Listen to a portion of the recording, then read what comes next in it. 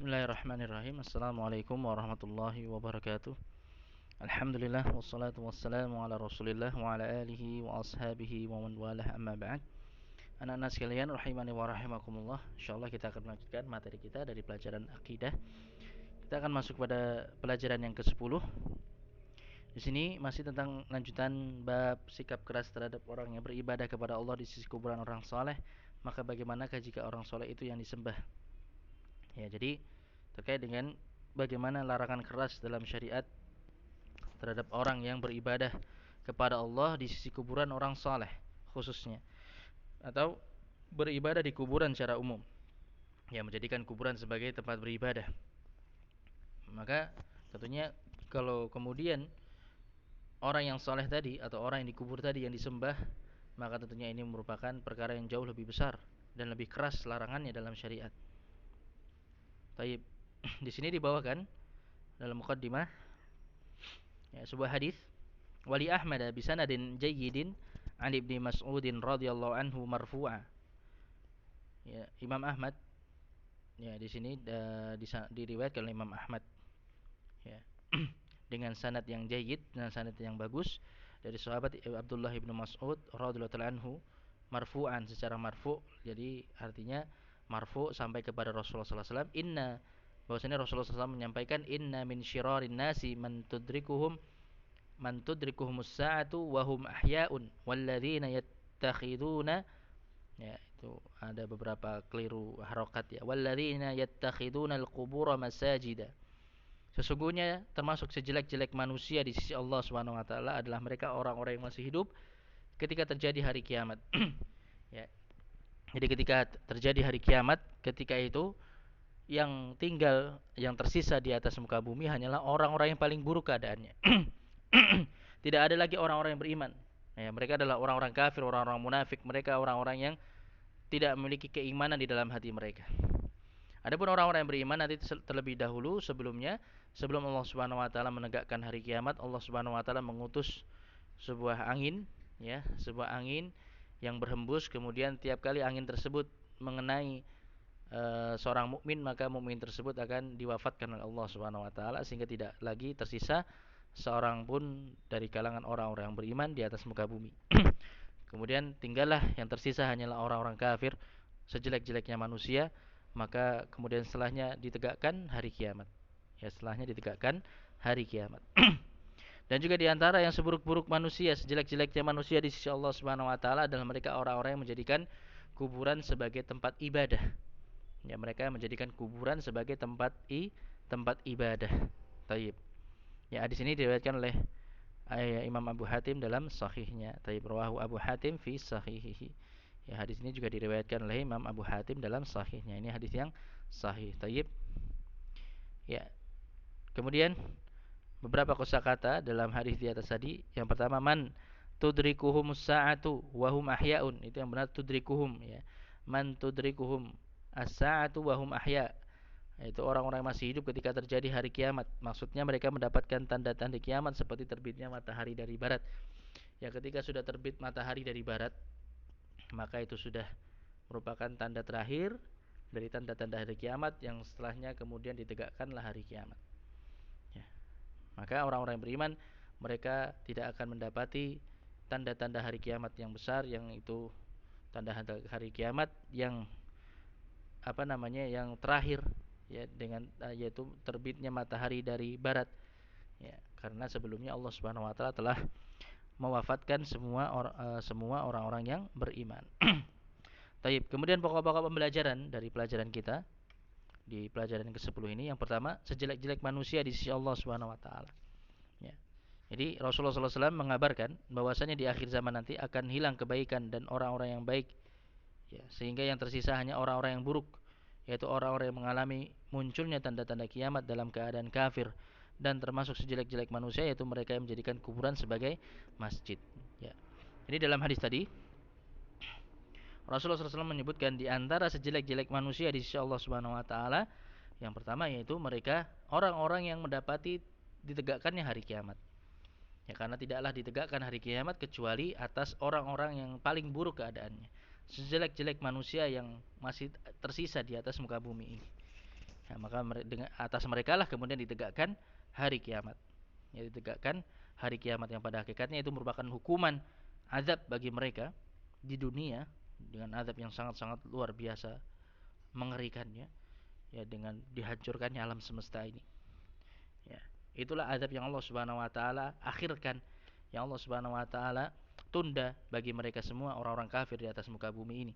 Allah tunda hingga hari kiamat terjadi. Sebelum nanti mereka di akhirat mereka akan diazab oleh Allah Subhanahu wa taala di dalam neraka. Waliyadzubillah. Kemudian juga yang kedua, di antara sejelek-jelek manusia di sisi Allah Subhanahu wa taala, mereka adalah orang-orang yang menjadikan kuburan sebagai masjid, sebagai tempat ibadah. Ya, sebagai tempat ibadah. Mereka termasuk seburuk-buruknya manusia. Ya, waliyadzubillah. Maka ini jelas merupakan peringatan yang sangat keras dari Rasulullah SAW terhadap mereka orang-orang yang menjadikan kuburan sebagai tempat ibadah.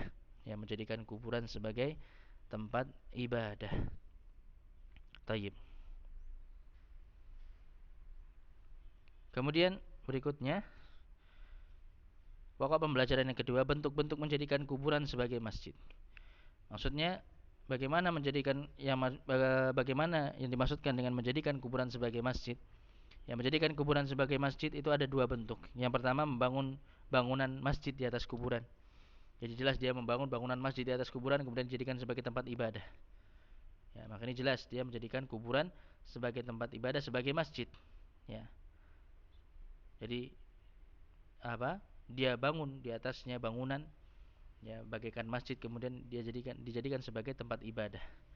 Taib. Yang kedua, menjadikan kuburan sebagai tempat beribadah kepada Allah Subhanahu wa taala seperti salat, berdoa dan berzikir dengan keyakinan bahwa hal itu lebih mustajab untuk terkabulnya doa dan permohonan, juga mencari keutamaan dan mengharapkan keberkahan dari kuburan tersebut meskipun tidak membangun bangunan di atasnya. Taib.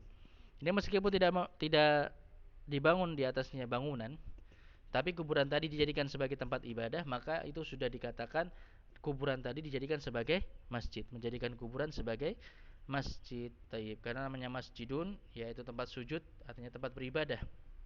Ya, asal maknanya masjidun itu artinya tempat sujud, ya, isim makan dari sajadah yasjudu. Ya, itu artinya tempat sujud. Artinya secara asalnya masjidun itu artinya tempat ibadah, tempat kita bersujud di hadapan Allah Subhanahu wa taala, tempat kita beribadah kepada Allah Subhanahu wa taala. Maka ketika ada kuburan walaupun di atasnya tidak dibangun bangunan tapi dijadikan sebagai tempat ibadah, maka kuburan tersebut sudah dijadikan sebagai masjid.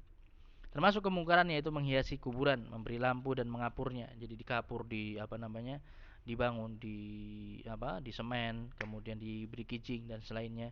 Menulisi kuburan dengan tulisan-tulisan yang kaligrafi atau hiasan-hiasan, ya, bukan hanya sekedar tulisan di batu nisan, ya, nama fulan bin fulan, kemudian tanggal kematiannya tanggal berapa. Kalau yang seperti ini insyaallah masih diperbolehkan.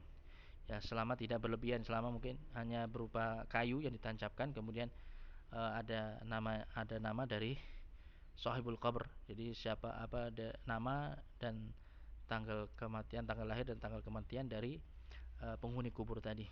Maka ini insyaallah mudah-mudahan masih diperbolehkan. Tayyib.